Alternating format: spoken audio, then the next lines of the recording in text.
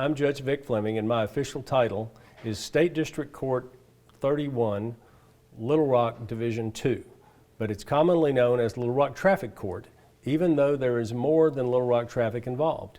In addition to doing all of the traffic cases that originate within the city limits of Little Rock, 2 days a month I sit in circuit court where I do paternity, domestic battery, child support, and eviction cases. Wow, so that's one end of the spectrum right to the other. Right. I do about 500 cases a year in circuit court and about 20,000 cases a year in traffic court. 20,000 as opposed to 500. Do you think that's kind of one of the most common misconceptions of your position is, oh, I'm just dealing with tickets? I think the most common misconception of Little Rock Traffic Court is when someone says, well, what you probably, what can be involved other than do you believe the police officer or do you believe the individual when you're dealing with a speeding ticket or a red light ticket? But contested speeding and contested red light tickets, I don't see many of those at all. I see contested accident cases where two people are competing with each other over who was at fault. But what I see mostly, more than anything else, are driving without a license, driving on suspended license, and failures to appear. Failure to appear, we have failure to appear on over 20% of our regular cases. So it is a huge challenge to deal with FTA, what we call FTAs.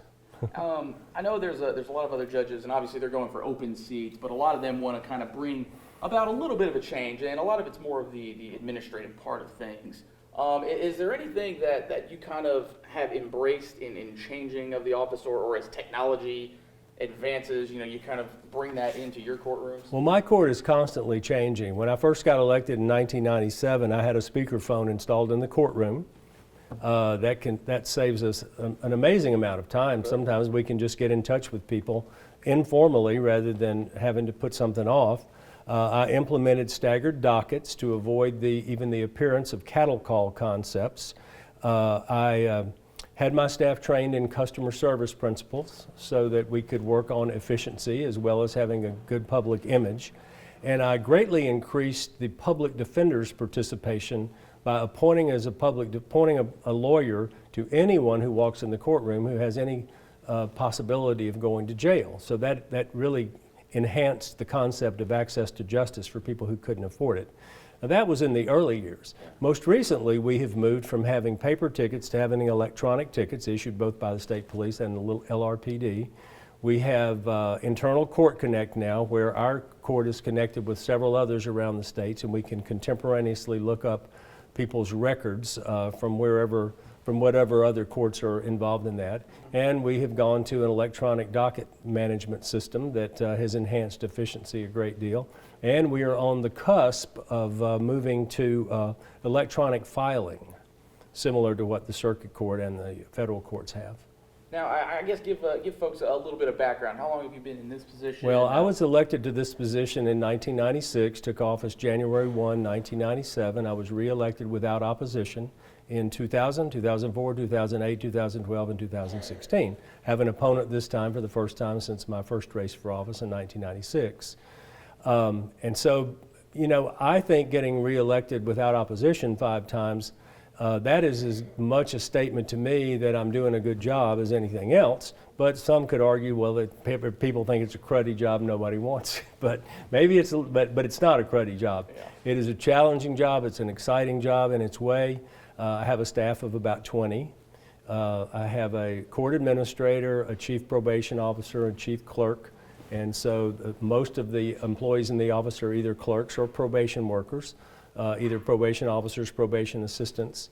And we have 2 unclassified employees who actually those may be classified as clerks now. I'm not real sure. We just had 2 long-term employees retire after being the voice of traffic court for 20 years. They handled the phones and a bunch of other stuff as well, a lot of data input. But yeah, it's a large staff. With 20,000 cases to manage, there's a lot of work to be done. And what's it like now having an opponent? Like you said, it's been a while since you've had to kind of go head to head with somebody, but has it changed things with you? I mean, this is usually kind of a carefree time of year, but now here you are having to stump a little bit. Well, it's been a really great experience. I would have preferred to have run unopposed one more time. You know, they say there's two ways to run, scared and unopposed. And when I ran in 1996, I really was running scared because I'd never really run for office before. But I have run for office before now, even though it was 23 years ago. And my opponent wants to be a judge. She came to me in July and said, I've always agreed with your rulings. You've always been fair to my clients. I love the way you run your court, but I want to be a judge, and this feels like a good fit, so I'm going to run against you. And I said, well, I take that to mean you're doing a good job, so I'm going to try to fire you. Wish you wouldn't, but if you are, let's have an election. So, I know, and especially in your courtroom, there's been sort of a wave of where judges are really starting to embrace sort of a compassion. And you know, what are you guys trying to do to sort of bring that into traffic court? Because a lot of times, you know, you guys are dealing with a lot of different types of folks, I'd imagine. well, if you had been a fly on the wall in traffic court for the last 23 years, that's what I call my fly on the wall speech, you would see us doing a program, several programs that pretty much that sort of fly under the radar. One of those we call the 12-month special. If a person has multiple offenses to the point where they have racked up past due fines of more than $1,000, we just say, first of all, they get the public defender appointed to represent them because they have the possibility. Any failure to pay or appear has the potential of a person going to jail, but we're not sending people to jail these days. The jail is too full of other folks. But what we will do is, on the record, we will say, look, here's what we want you to do. We're going to put you on a pay plan to pay an amount of money per month, and you help us figure out what that is. We like it to be $50 a month, but if it needs to be something less, we want you to make 12 payments in a row, not miss a single payment, and not get another ticket for a year. And if you do that, we'll wipe out the rest of the fine. We have a big issue with people who are on suspended licenses. Once a person has a 7th, 8th, or 9th offense driving on suspended, and we have a lot of those, you'd be amazed. I'll try to remember to come back and tell you a couple of stories about that in a minute.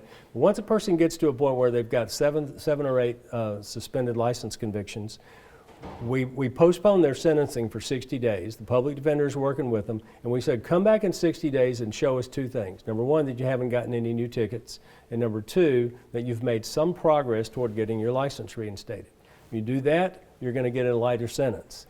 But what we wind up doing is we wind up delaying as many as 6 times, so that we'll delay the sentencing for up to a year. And if the person does get their driver's license reinstated, sometimes we'll wipe out a substantial portion, maybe even all of their fine.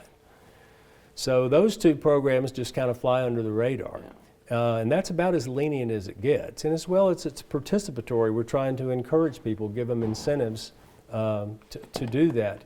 But what I was going to tell you is I have had someone convicted on suspended license, 42nd offense, and then once upon a time I had a 28-year-old who was being convicted of his 28th offense of driving on suspended license, one offense for each year of his life. But those are the ones that stick out. Right. So I guess how important is having that little bit of compassion and being able to, hey, work with me, I'll work with you, especially in that traffic court. Well, when it results in a success for the customer, as we call them, rather than the defendant, when the customer has a success, we're glad of it. They don't want to hang around and celebrate. Let's be honest about it. We just say, have a great life. We don't need your business. We'd rather you not come back. But that's life, And another program I was going to tell you that this is a little bit more higher profile than the two I mentioned a minute ago. We have a program called the Recovery Reduction Program.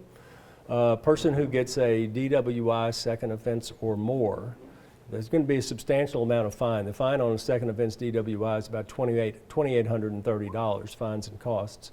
And what I say to someone, and I say it to them right here in the courtroom, if you would like to voluntarily give up alcohol for a year, come in and prove that to me at 90-day intervals.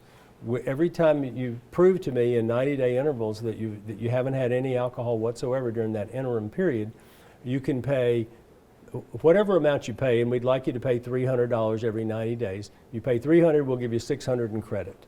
So over a period of a year, you'll pay $1,200, you'll get $2,400 credit, and you'll get a year of sobriety.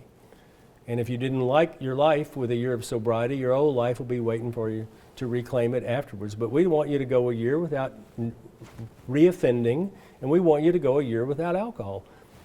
But we can't force you to do it. If you want to do it, you'll save some money. I had someone not long ago who, in a position that was way away from the courthouse, come up to me and tell me that when she got her second DWI, she had just lost her job. She had the $2,800 in fines, and I offered her this program, but she didn't have any money, so I let her do community service for the fines at $10 an hour. And I said, since you're going on this voluntarily giving up alcohol program, you want to be careful because you're only going to have to do half the community service. Well, something went over her head somewhere. But she was doing her community service at Wolf Street Foundation. She did 300 hours of community service the first 3 months. So when she came in after 3 months and said she was, it was reported to me that she was a recovery reduction case, as I recall, but I remember her saying, I've done the 300 hours of community service, and I said, well, that's twice as much as you were supposed to do in a year. She said, that's okay, I'm clean and sober now. Well, she was telling me this in a totally different context, and it all happened about 2 years ago. And she's now got 2 years of sobriety, and she said, I just want to thank you for putting me where I needed to be, because, now I've been sober for 2 years. And of course, I didn't really put her there. I just gave her the option, but it was an option that she needed, and it was, it was a feel-good story, and I hope that she's doing well and continues that. So, I guess for people who may not have had to deal with you or anything like that, or just really just don't know anything about this race, I mean, why should they put you back in there for another term? Well, because I'm promising to do more of the same. As I have contacted people to ask for their votes during this campaign, they are telling me, well, you're firm, you're fair, you're ethical, you're honest, you're hardworking, you run the court like a court is supposed to be run. And when people say that to me, I say, I feel good about that, because those were my goals when I got elected, is to run the court like any court should be run, to treat people with dignity and respect in the courtroom, and to handle their cases using the rule of law, and enhancing the access to justice for people who can't afford it. And it works, and I enjoy it. So, and I'm pretty sure the legislature has no plans to add heavy lifting to the job description. So, why not do it for another 4 or 5 years? Why not? And then I'll make a decision, if I'm lucky enough to get reelected, I'll make a decision in the year 2022 as to whether to go for another 4 after this. So. There you go. I guess kind of switching gears a little bit here, it's tough for these judicial races. I mean, it seems like this year there's a lot of them, and there's been a lot of turnover. I guess, why do you think people just don't seem to pay as much attention to those judicial races as maybe, like legislature, where, people can get out there and campaign, even though it's a little bit different on the judicial side of things? Well, I don't think things are any different this year from what they've been in past years, other than the fact that we have 6 judges retiring. So you have 6 openings, and whenever you have an opening for a judicial race, there are usually 2 or 3 or 4 lawyers who are interested in that, because that's how lawyers transition from being lawyers to becoming judges. So we just happen to have 2 or 3 more times as many people doing that this time. The general public famously kind of doesn't show much interest in judicial races, and I think probably the reason for that is under the Code of Judicial Conduct, which is the Bible of legal ethics for judges. Judges cannot discuss issues as openly and freely as other politicians can. We can't discuss issues that are pending before us. We can't discuss pending cases. We can't discuss issues that are likely to come before us. So judges tend to be a little bit more civil and laid back in terms of how they promote themselves. And so consequently, you have more people saying, gosh, I don't know any of these judges. you know, but whereas the politicians, you know, people who are running for governor or senate or whatever within their respective groups of constituents, they do everything they can to educate the people about their biographies as well as where they stand on all the key issues. For judges, the key is to don't tell anybody where, you know, what you have as a stance on key issues. I'll tell you a quick story. In 1996, when I was first running, Vic Snyder was running for Congress first time. So Vic Snyder and Vic Fleming were showing up at all the same campaign functions, and people are getting us mixed up. Somebody will introduce Vic Fleming as the candidate for Congress, someone will introduce Vic Snyder as the candidate for traffic court. Well, there was a particular event that someone was having for me, and this guy walked up to me and said, you know, I just want to tell you how much I admire your philosophy. And I'm sitting there thinking, well, in running for traffic judge, I haven't espoused anything that I think of as a philosophy. But I said, thank you very much. And then he said, I've got to leave now, but I will be at the neighborhood walking event next week. And I said, that's great. I can't wait for it. And then, but I had no neighborhood walking event planned. So my campaign manager was standing there with me, and I looked at her and shrugged my shoulders, and she said, he thinks he's at a Vic Snyder fundraiser. So, you know, no, I had not espoused any philosophy, but Vic Snyder certainly had as he was running for Congress. And he was so much more well-known than I. My campaign actually ran an ad asking people to vote for the other Vic for traffic judge. Fantastic.